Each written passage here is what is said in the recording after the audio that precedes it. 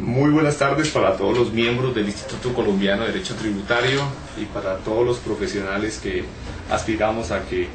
se vuelvan próximamente o se conviertan próximamente en miembros del Instituto Colombiano de Derecho Tributario. Bien, el tema que nos trae hoy a colación y que es un tema de bastante actualidad es el tema de la ganancia ocasional por activos omitidos y pasivos inexistentes. Básicamente estamos hablando del artículo 163 de la ley 1607 del 2012, artículo que empezó a tener ya un manejo de parte de algunas personas jurídicas, empresas con las declaraciones de renta del año grabable 2012 que presentaron en abril del 2013, y ahora en estos meses que presentamos las declaraciones de renta de las personas naturales también tiene un protagonismo en la declaración de renta del año grabable 2012. Muy bien. Esta norma inclusive fue objeto de demanda, una demanda que fue radicada y fue aceptada por la Corte Constitucional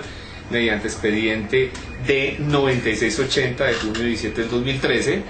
y por todos estos matices y por su protagonismo y porque recientemente ha sido demandada, consideramos que es un tema importante para hacerle varias precisiones. El primero de ellos es que, sin lugar a dudas, creo que todos todavía estamos asimilando buena parte de la reforma tributaria, buena parte de las novedades e introducciones que hace la ley 1607 del 2012, e inclusive estamos muy cortos hasta esta fecha de muy buena parte de la reglamentación de nuestra ley 1607 del 2012.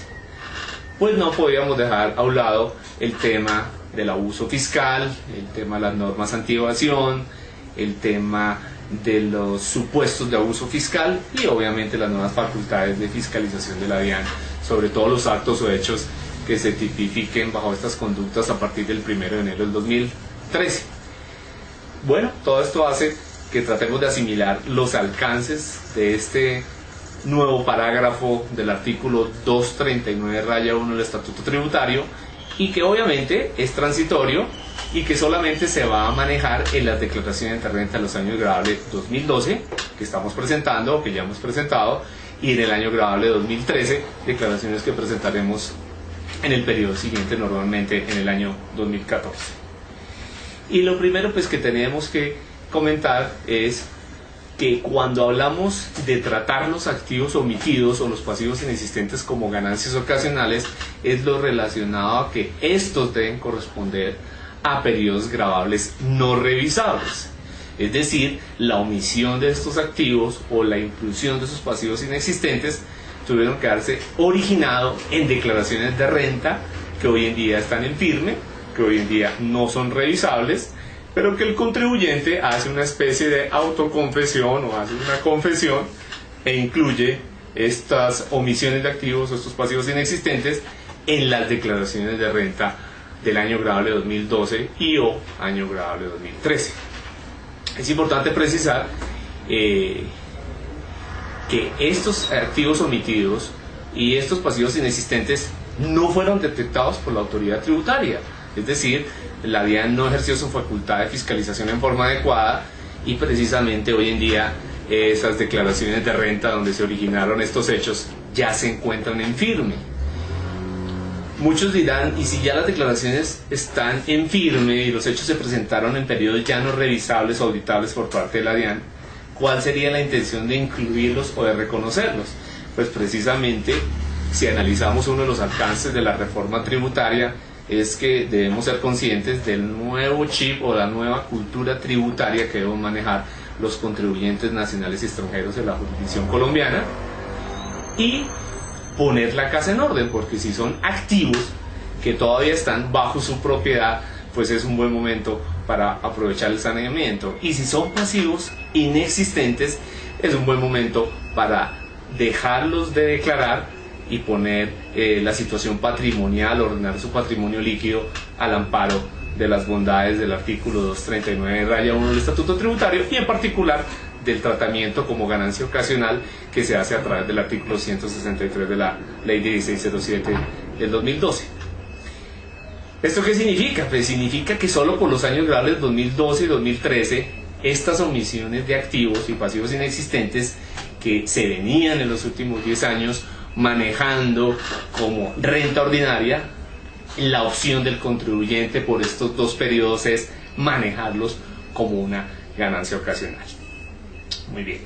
¿Qué significa todo esto? Que debo entender si soy persona jurídica o soy persona natural, y si soy persona jurídica deberé aplicar las tarifas vigentes en cada periodo. Si estoy hablando del año gravable 2012, como persona jurídica la tarifa de ganancia ocasional vigente es un 33%. En principio es una tarifa bastante alta para reconocer los activos omitidos o los pasivos inexistentes, y prácticamente en el 2013 las personas jurídicas que vayan a hacer uso del artículo 163 de la ley 1607 de los nuevos parágrafos del 239-1 estarían en las mismas condiciones legales, jurídicas y dentro de los mismos presupuestos que establece el artículo 239-1, ya más o menos unos 10 años con nosotros en el ordenamiento jurídico. O sea que realmente para una persona jurídica no habría mayor diferencia en el año gravable 2013. Distinto es si se espera el año gravable 2014, las sociedades ya van a manejar una tarifa de ganancia ocasional del 10%. Entonces creo que muchas sociedades pensarían muy bien, o lo pensaron muy bien, si hacían su saneamiento en el 2012 a una tarifa del 33%, o se esperan al año gravable 2014 y hacen su saneamiento a una tarifa del 10%. Caso distinto de las personas naturales. Caso distinto de las personas naturales, porque las personas naturales hasta el año gravable 2012 manejarán la tarifa de ganancia ocasional como lo han manejado en los últimos años, es decir, con la misma tabla del impuesto de renta, con la misma progresividad de la tabla del impuesto de renta, razón por la cual deberán analizar cómo los afecta la progresividad en su declaración de renta. Recientemente en la mesa redonda que manejamos en el Instituto Colombiano de Derecho Tributario hablábamos de que si yo quiero sanear con tarifa cero, pues la tabla me lo permite en el primer intervalo y va básicamente hasta aproximadamente 28.395.000. Entonces todas las personas naturales de entrada tendrían un cupo de saneamiento de 28.395.000 con tarifa cero. Y obvio, a partir de este valor la tabla adquiere una progresividad y puede tener porcentajes del 5, del 7, y podría llegar inclusive, o debemos establecer el punto de equilibrio hasta donde llegaría al 10%, y las personas naturales llegan a una ganancia ocasional en el año gravable del 2012 de 52.100.000 tributando al 10%. O sea que estamos delimitando que en el año gravable de 2013 las personas naturales sí podrían sanear activos a una tarifa menor o igual a la del año 2014,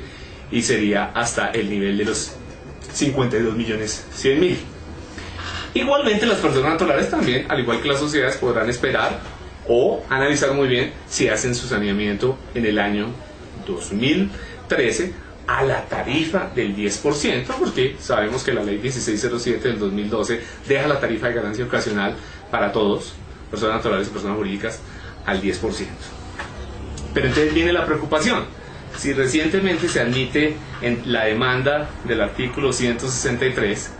entonces todos pensamos, ¿será que la Corte Constitucional declara la inconstitucionalidad y acepta los argumentos que se esgrimen de la demanda 9680 de junio 17 del 2013? Sería una pregunta bastante interesante, pero vamos a empezar a analizar el por qué consideraríamos que hay una muy buena probabilidad de que el artículo 163 sea constitucional y la demanda que ya citamos no sea admitida. Pues básicamente volvemos al tema inicial. Tenemos ahora normas de abuso fiscal, normas anti-evasión, supuestos de abuso fiscal, nuevas facultades de fiscalización sobre una serie de hechos que se tendrán que presentar a partir del 1 de enero del 2013, y es un buen momento para poner la casa en orden, para confesarse, para hacer un borrón y cuenta nueva. Y también tenemos que analizar esa intención de la ley, que no es otra sino de permitirle a la hacienda pública y al Estado lograr un recaudo de algo que la autoridad tributaria no pudo fiscalizar, porque repito, estamos hablando de activos omitidos y pasivos inexistentes originados en declaraciones de renta de periodos no revisables o cuyas declaraciones ya están en firme. Entonces el Estado sí hace una apuesta interesante, no solo para lograr un recaudo en Hacienda Pública, sino también simultáneamente lograr que culturalmente empecemos a manejar y a declarar la totalidad de los activos,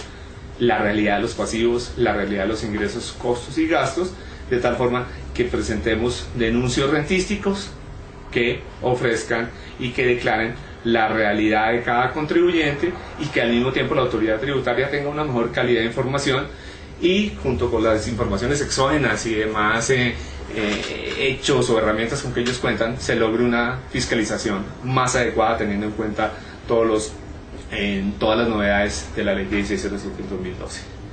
Es por eso entonces que es importante precisar que el artículo 239-1 como tal no es una amnistía, es realmente un saneamiento, y a través de ese saneamiento vamos a lograr colocar nuestros patrimonios en orden,